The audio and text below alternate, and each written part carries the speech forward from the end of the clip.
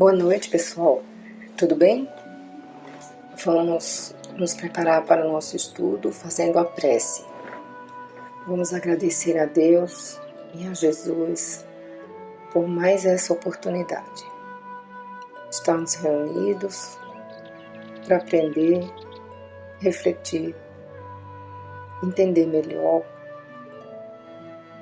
a nós mesmos e aos outros com quem convivemos.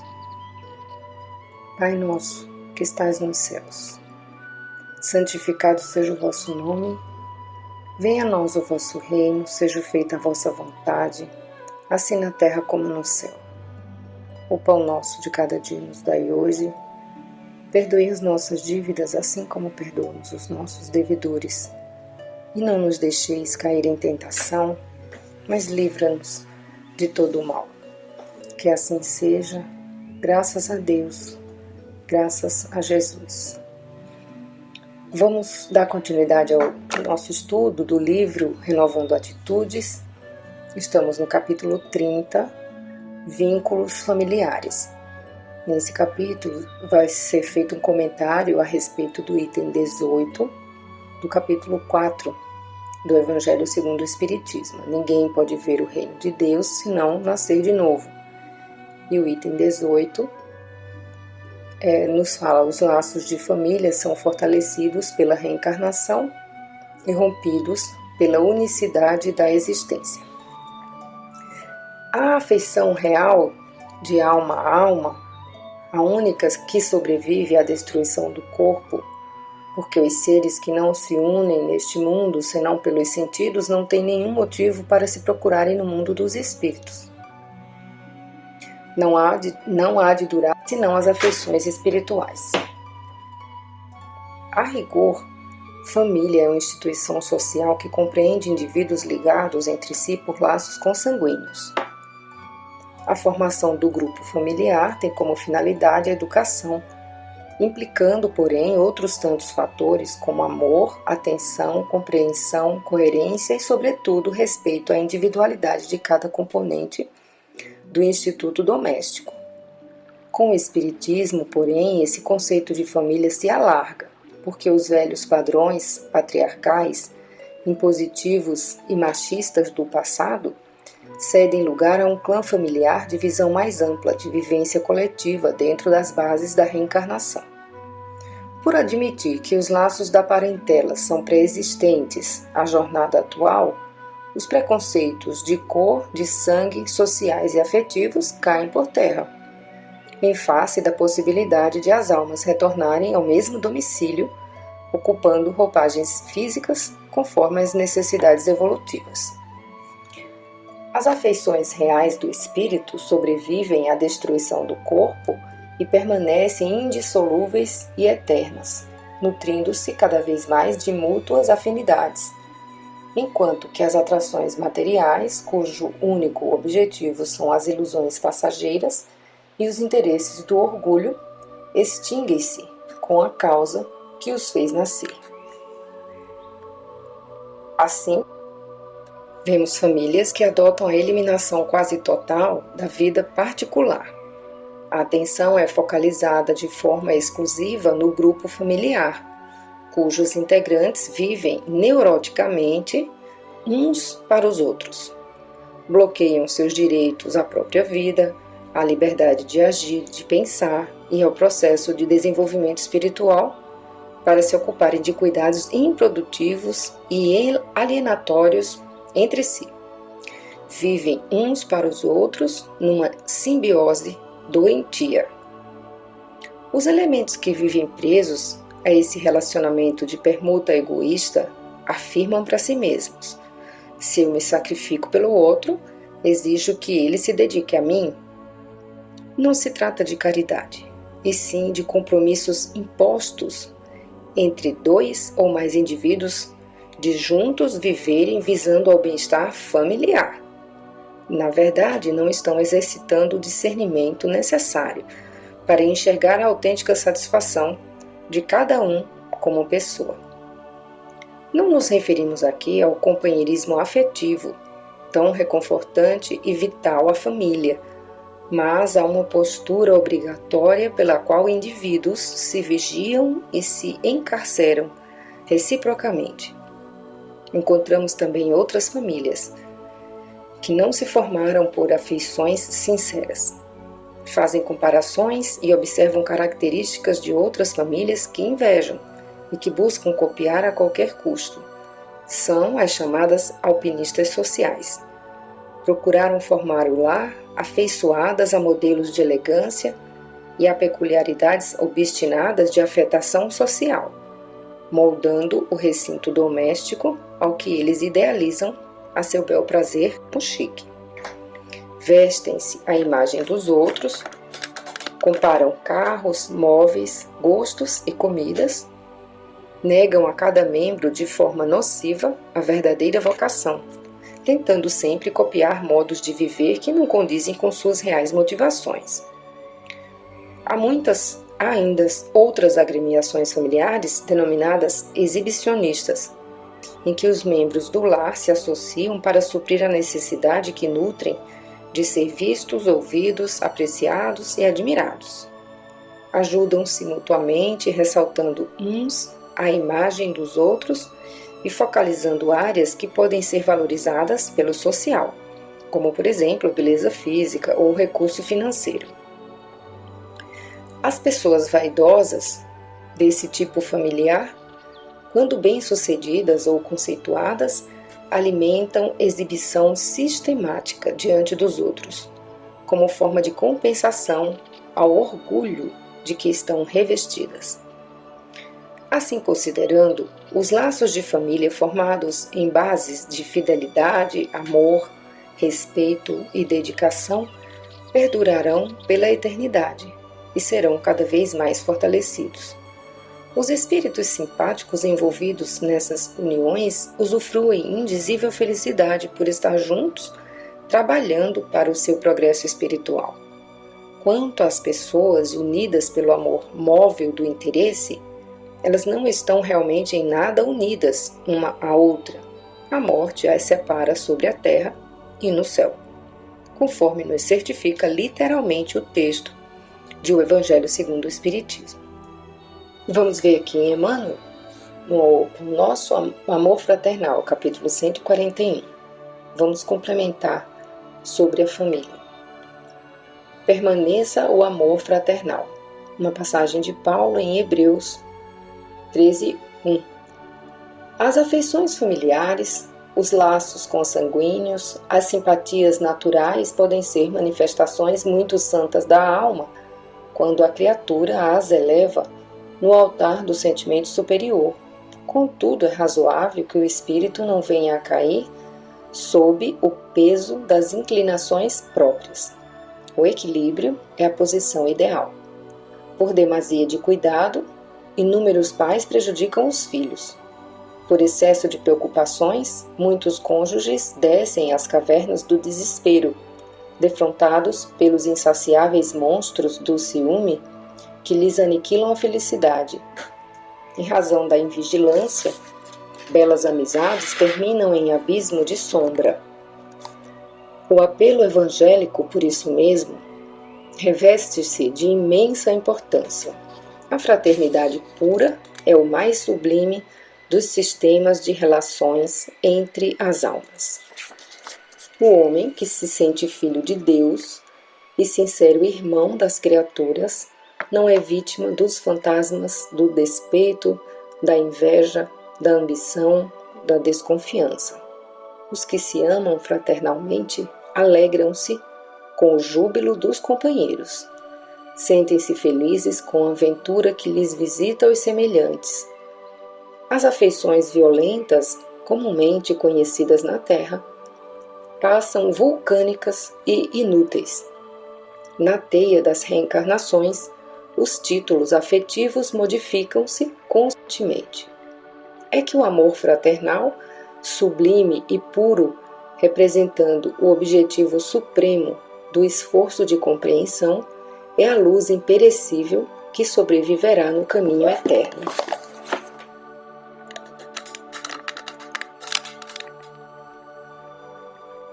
Agora o capítulo 31 do Renovando Atitudes, Vantagens do Esquecimento. Vai nos falar sobre o item 11 do capítulo 5 do Evangelho segundo o Espiritismo, que é Bem-aventurados os aflitos, e o item 11, Esquecimento do passado. Se Deus julgou conveniente lançar um véu sobre o passado, é porque isso devia ser útil. Deus nos deu, para nosso adiantamento, justamente o que nos é necessário e pode nos bastar: a voz da consciência e nossas tendências instintivas, e nos tira o que poderia nos prejudicar. Em certas criaturas é visível a rejeição que fazem para aceitar as coisas novas que vão surgindo em sua trajetória vivencial. A natureza em nós é força de progresso, e os homens evoluem sempre, não porém ao mesmo tempo e da mesma forma, mas naturalmente, obedecendo ao seu próprio ritmo. O nível de saúde mental é medido a partir do grau de adaptação da criatura ao fluxo das novas ideias que aparecem de tempos em tempos como fatores de progresso das almas. No entanto, certas pessoas se orgulham ao proclamar-se conservadoras, esquecendo-se de que o comodista, por medo ou estagnação, perde sua liberdade por não querer correr o risco de sair do lugar comum. Estão sempre lembrando uma época de felicidade, suspirando por sonhos antigos que não se realizaram, revivendo o passado, repisando as suas e as opiniões erradas dos outros e justificando-se, agarradas às lembranças de vidas passadas. Vivem presas nos ecos do pretérito, sem produtividade, sem retirar benefício algum da observação dos fatos, por não saber integrar passado e presente. Se demonstrassem algum interesse para com uma só experiência nova, talvez promovessem mudanças lucrativas em seus padrões mentais. Passam por diversas experiências, não aprendendo uma única lição sequer. A cada etapa da existência, acumulamos valores intelectuais e emocionais que nos diferenciam sensivelmente de como éramos há pouco tempo. Sempre nos são dadas constantes oportunidades de modificação e melhores concepções de vida, estimuladas pelas circunstâncias vivenciadas nas múltiplas experiências reencarnatórias que tivemos. Por que então não deixar o passado passar? Ficamos retidos a ideias e conceitos que nos foram válidos em determinadas épocas de nossa vida. Atualmente, porém, é preciso renovação e libertação dos ranços do pretérito em favor de um presente atuante e vantajoso. Quando escutamos a formulação de ideias novas, tomamo-las por velhas ideias ou pensamos que podem ser interpretadas ou explicadas com o auxílio dos velhos conceitos. Estamos de tal maneira arraigados ao passado que deixamos de crer que possam existir novas maneiras de ver e interpretar. Ninguém põe um remendo de pano novo numa roupa velha porque tiraria a consistência da roupa e o rasgão ficaria pior. Observou Jesus Cristo aos que, diante dos novos ensinamentos dos quais ele era portador, ainda permaneciam enraizados aos costumes e práticas farisaicas que impediam os impulsos de amadurecimento das almas. Se Deus julgou conveniente lançar um véu sobre o passado, é porque isso deveria ser útil. O momento presente é o ideal para o nosso progresso. E nós só podemos sentir o aqui e o agora, pois tentar sentir o ontem é ressentir. Por consequência, nem sempre são válidas e autênticas nossas emoções do ontem para avaliação do nosso tempo presente. Essencialmente, a voz da consciência e as nossas tendências instintivas são os melhores meios de ação, conforme nos indica o texto em estudo. Cada dia é uma nova oportunidade para nos desvencilharmos de velhos conceitos, ideias fixas e reflexões obsoletas. Aproveitemos, portanto, a vantagem do esquecimento que nos concede a divina providência para transformarmos nossa presente encarnação em fonte de novos suprimentos, destinados a tornar mais felizes as encarnações futuras. Tem a citação aqui: ninguém põe um remendo de pano novo numa roupa velha, que é de Mateus 9:16. Então, com esse texto, o Espírito Hamed nos chama a atenção para que a gente consiga se manter no momento presente, né? A importância de vivermos as experiências do momento presente. Tem essa frase quando ele nos fala: o nível de saúde mental é medido a partir do grau de adaptação da criatura ao fluxo das novas ideias que aparecem de tempos em tempos como fatores de progresso das almas.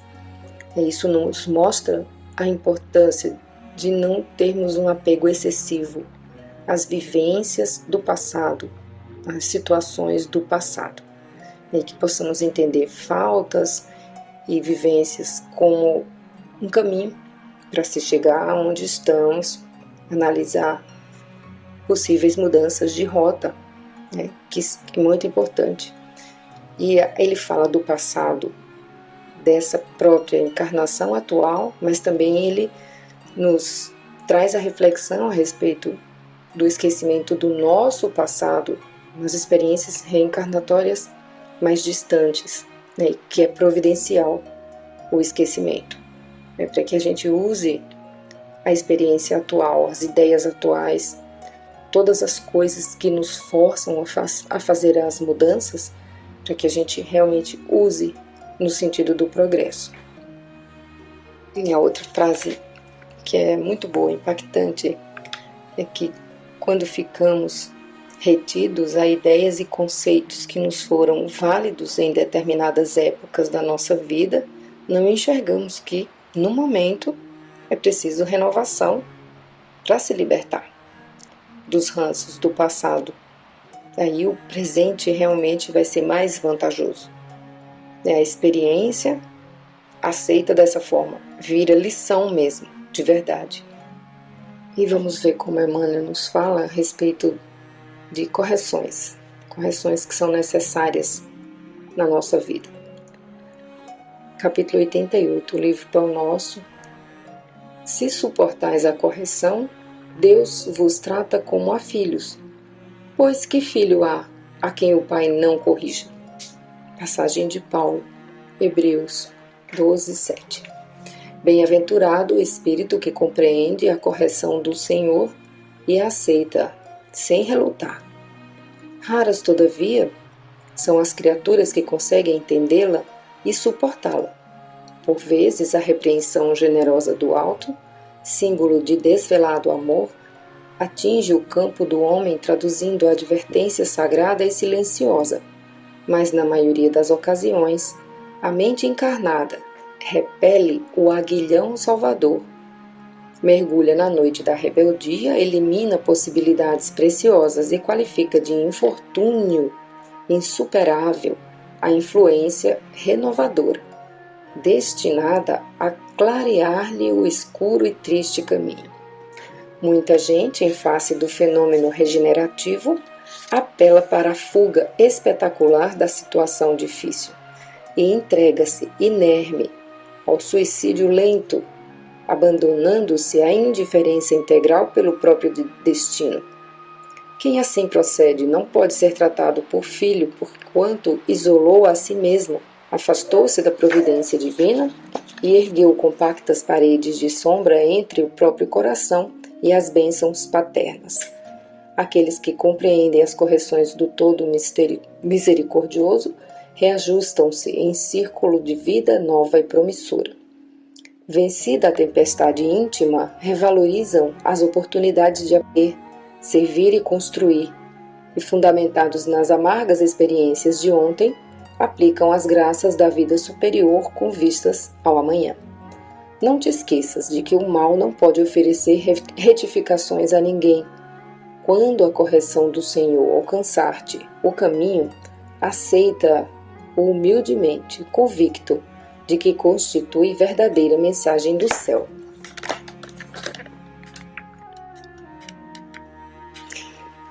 Uma ótima reflexão e uma ótima semana a todos.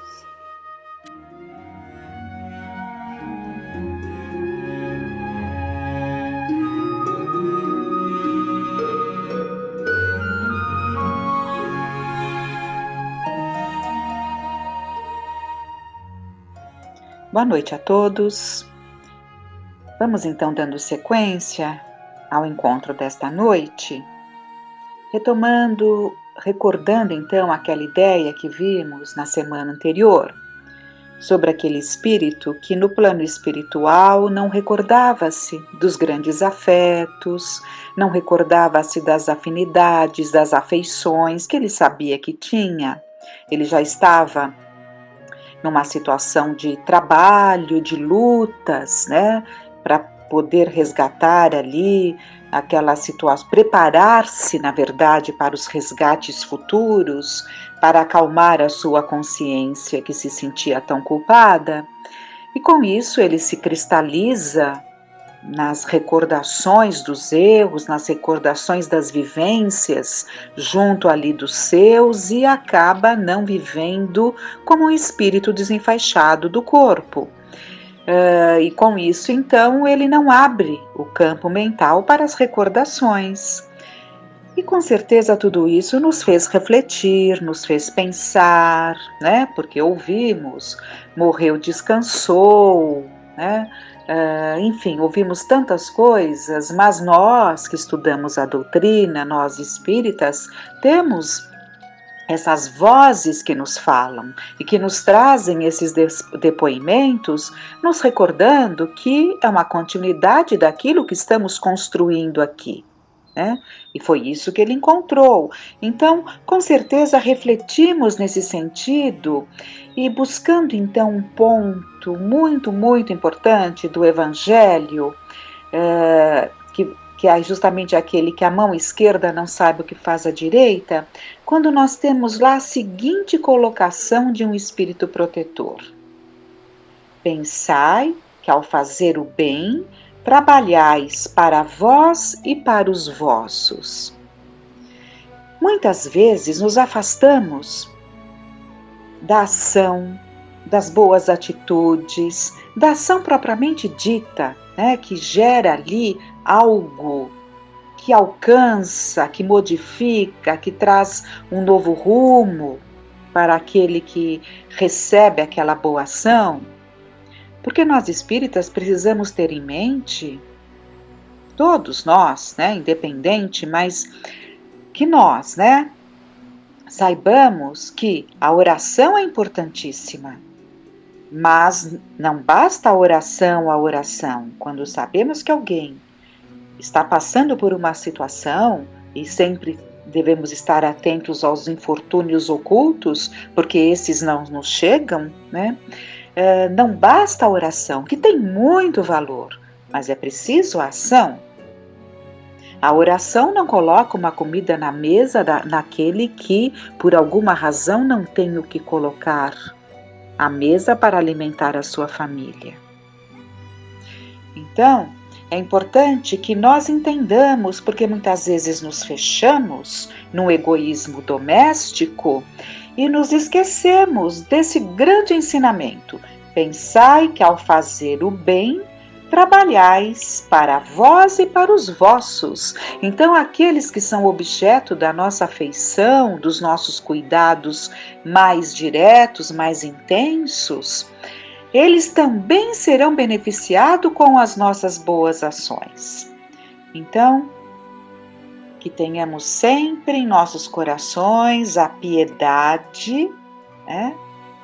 Essa virtude precursora da caridade, que é a virtude máxima por excelência, tanto que Paulo fala que se não tiverdes a caridade, de nada adiantaria, né? Então, que lembremos que essa piedade, que esse primeiro impulso, seja atendido, que ele não se congele, que ele não esfrie, que ele seja seguido de ações.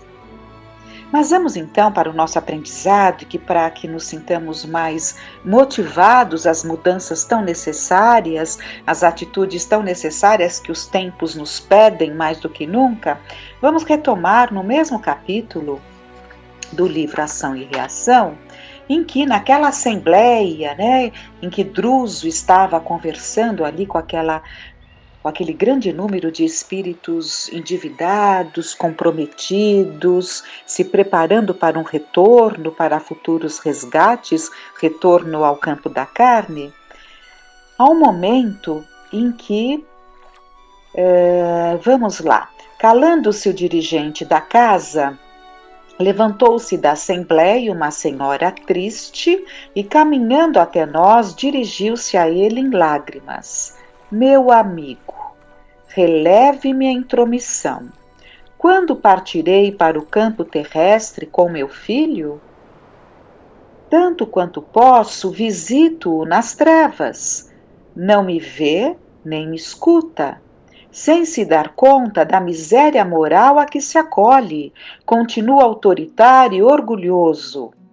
Paulo, no entanto, não é para mim um inimigo, é um filho inolvidável. Ah, como pode o amor contrair tamanho débito? Sim, exclamou Druso, reticencioso, o amor é a força divina que frequentemente aviltamos. Tomamo-la pura e simples da vida, com que o Senhor nos criou, e com ela inventamos o ódio, o desequilíbrio, a crueldade e o remorso que nos fixam indefinidamente nas sombras. Quase sempre é mais pelo amor que nos enredamos em pungentes labirintos no tocante à lei. Amor mal interpretado, mal conduzido. Vamos repetir. Quase sempre é mais pelo amor que nos enredamos em pungentes labirintos no tocante à lei. Amor mal interpretado, amor mal conduzido, Muito ensinamento, muito. E continuando, como se voltasse de rápida fuga ao seu mundo interior, acendeu um novo brilho no olhar, afagou as mãos da torturada mulher e anunciou: esperamos possa você reunir-se em breve ao seu rapaz na valiosa empresa do resgate. Pelos informes de que dispomos, não se demorará ele nas inibições em que ainda se encontra. Tenhamos serenidade e confiança. Então, Druso passa para essa mãe agoniada que não faltava muito para ela estar novamente com ele na terra em processo de resgate. Enquanto a pobrezinha se retirava com um sorriso de paciência, o instrutor ponderou conosco. Nossa irmã possui excelentes qualidades morais, mas não soube orientar o sentimento materno para com o filho que jaz nas sombras. Nós vimos que ela o visitava nas trevas, mas ele não a via e tampouco a escutava. Instilou nele, então Druso está relatando ali para André Luiz, para esse grupo em aprendizado, instilou nele ideias de superioridade malsã, que se lhe cristalizaram na mente, favorecendo-lhe os acessos de rebeldia e brutalidade, transformando-se em tiranete social. O infeliz foi fisgado sem perceber ao pântano tenebroso, em seguida a morte do corpo, e a desventurada genitora, sentindo-se responsável pela sementeira de enganos que lhe arruinou a vida, hoje se esforça por reavê-lo. Então, evidentemente que as nossas escolhas, os nossos erros são individuais, Cada um de nós tem responsabilidade das escolhas, mas ela, como mãe, alimentou nele a rebeldia, a liberdade, fazendo dele, criando nele, alimentando ideias de superioridade malsã. E ele passou a fazer aquele jogo infeliz, na sociedade, e com isso acabou ali se comprometendo muito, alimentando esse modo de ser, quando ela, tendo uma predisposição ao bem, como foi dito, ela possui excelentes qualidades morais. Então, essas questões devem falar muito alto para nós. Não estamos falando aqui de uma mãe desnaturada. Era uma mãe que possuía excelentes qualidades morais, mas entra naquilo que ele diz ali. Nos perdemos quase sempre nos processos do amor. É nesses processos que nos enredamos nos labirintos referentes às leis. Amor mal interpretado, amor mal conduzido. Continuando. E realizará semelhante propósito? Perguntou Hilário com interesse. Não podemos duvidar, replicou o nosso amigo convincente. Mas como?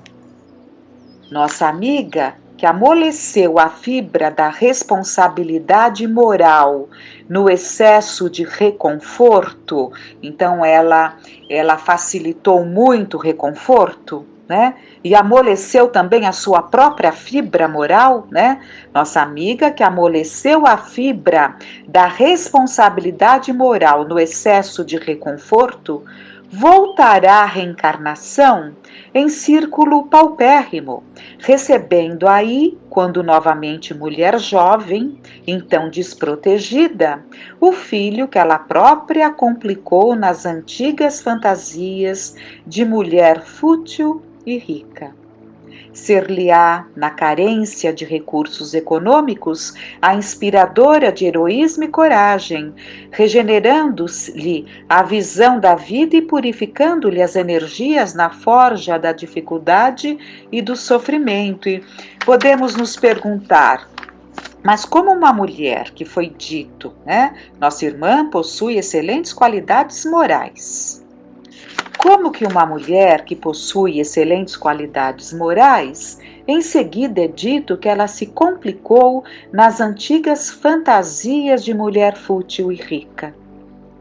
Muito fácil. Podemos ter qualidades como ela tinha. Ela tinha qualidades morais, mas o excesso de reconforto afastou-a das responsabilidades morais. E isso ela comprometeu a ela mesma, tornando-se uma mulher fútil, diante das facilidades que as condições econômicas lhe abriam, lhe traziam, e arrastou o filho também para essa condição. É isso? Então, aí vem a lei de Deus, por amor, a facilidade nos afasta de Deus, então vamos vir com mais dificuldades para que a luta do dia a dia nos aproxime mais de Deus. Se não soubermos, ela no caso não soube, valorizar as bênçãos de uma vida mais tranquila nesse sentido econômico. Quanto a fazer quando temos mais segurança. No entanto, não foi positivo para ela e para o filho. Então, ela retornaria em condições muito difíceis, já jovem, seria mãe e já com muitas lutas para que na forja da dificuldade e do sofrimento, regenerasse a visão da vida, purificando as energias. E vencerão no difícil tentame? Indagou meu companheiro de novo, evidentemente intrigado. A vitória é a felicidade que todos lhes desejamos. E se perderem na batalha projetada? De certo, falou o orientador com expressiva inflexão de voz, regressarão em piores condições aos precipícios que nos circundam.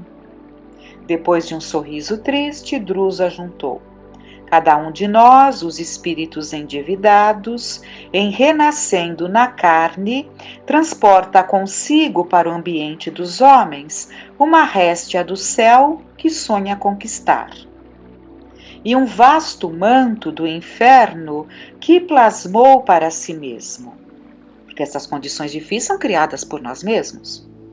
Quando não temos força suficiente para seguir ao encontro do céu, que nos confere oportunidades de ascensão até ele, retornamos ao inferno que nos fascina à retaguarda. Nosso anfitrião ia continuar, no entanto, um velhinho. Mas vamos ver esse caso também. Um velhinho cambaleante veio até nós e disse-lhe humildemente: Ah, meu instrutor, estou cansado de trabalhar nos tropeços daqui.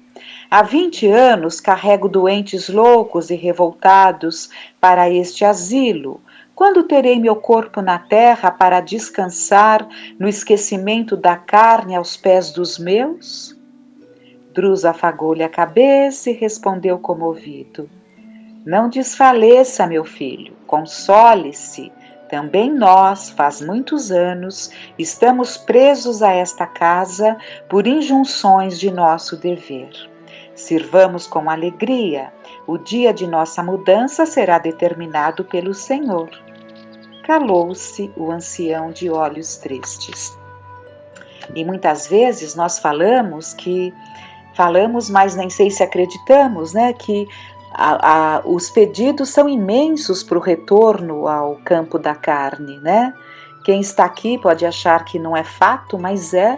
Quantos são os espíritos que rogam a Deus a oportunidade do retorno, para acalmar a consciência culpada, para descansar das aflições que amargam.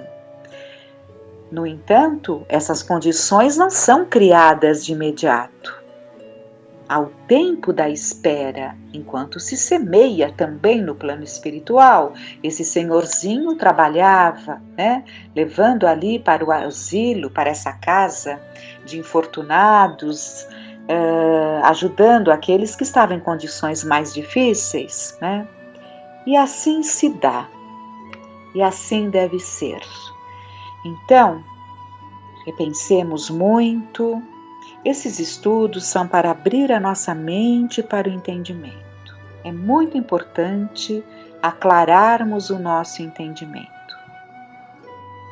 Nós não poderemos mais dizer que não sabíamos e nos sentiremos muito constrangidos se de fato não assimilarmos esses ensinamentos que nos chegam. É possível que não reflitamos, é possível que deixemos a nossa mente vagar e não nos concentremos nas reflexões, ligando esses aprendizados uns aos outros para chegarmos a conclusões, né? Nos tornarmos pessoas reflexivas que conseguem ligar uma situação com outra. É possível que amornemos os nossos pensamentos, é possível que não saiamos daquela situação que nos traz um certo reconforto por acomodação e muito nos arrependeremos de termos tido essas bênçãos todas, mas não ter passado de palavras, não alcançarem o nosso íntimo, falando ou ouvindo, não sermos receptivos a tudo isso que nos chega, a essas vozes que caem dos céus e nos falam do fundo da alma, do fundo do coração, nos trazem esses ensinamentos. Reflitamos, pensemos muito nesses períodos de muita reflexão, percebamos isso, de muito preparo. Peçamos a Deus que nos ajude e nos auxilie, que os nossos corações não se esfriem, que a piedade, que é a precursora da caridade, nos impulsione Muita gratidão, meu Pai. Com muita confiança, tenhamos uma noite de paz.